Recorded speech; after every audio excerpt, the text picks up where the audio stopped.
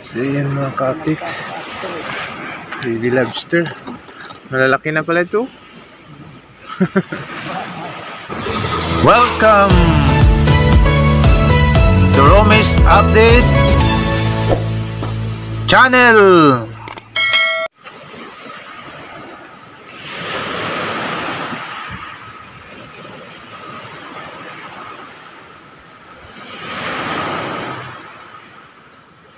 So yung baby lobster mga ka-update, ito yung kanilang ginagamit para sa baby lobster. Yan, dyan pumapasok yung baby lobster. So dyan yan pumapasok. So, kukuha lang nila. So ito abangan natin mamaya pag nakauwi. Tignan natin kung marami din siyang kuha. Yan. So yun yung mga tulos na yan.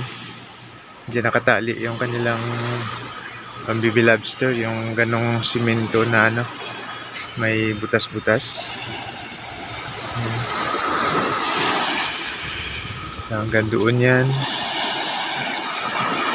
Malapit lang dito yung kanilang inaaryahan ng baby lobster. Yan, hanggang doon. Tapos ito lang yung kanilang gamit. Mga bangkang disagwan lang. Lapit lang kasi.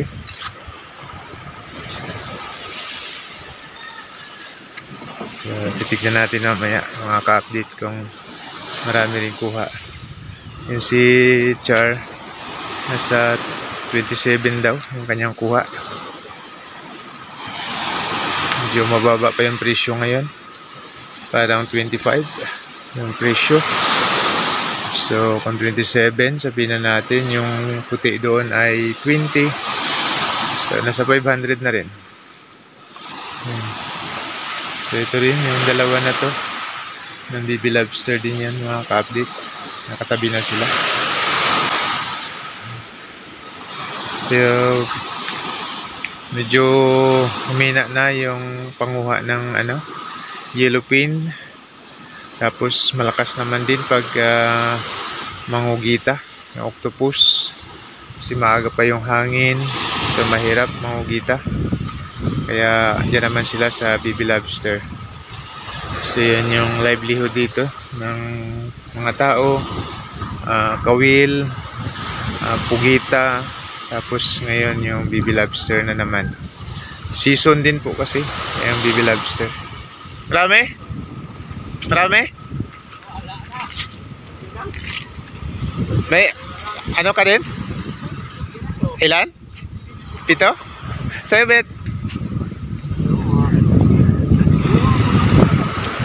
Ha? Sobrang 10. Oh, ito yung 7 piraso. 7. Hindi makita ang labo na ng tubig. Sa'yo? Oh, lalaki na pala yan. Ilang piraso? Sobrang 10 ito. Sobrang 10? Ayos ah. Sobrang nga yan ah. Kaya nga. Madusi. Aling. So yun, 7. Yung isa mahigit 10. Yan. So okay na rin. Din lang sa tabi. So yan, tapos na si Philbert magpandaw mga ka-update ng kanyang pang baby lobster. Kaya tignan natin ngayon kung gaano karami yung kanyang nahuli. Pag hindi malabo yung dagat, sinisisid nila mga ka-update. Doon na sa ilalim kinukuha yung baby lobster. Pero pag ganitong malabo, hinahatak nila sa taas yung ano, yung kagaya kanina, yung simento na may mga butas-butas. So pag may lobster, makikita nila.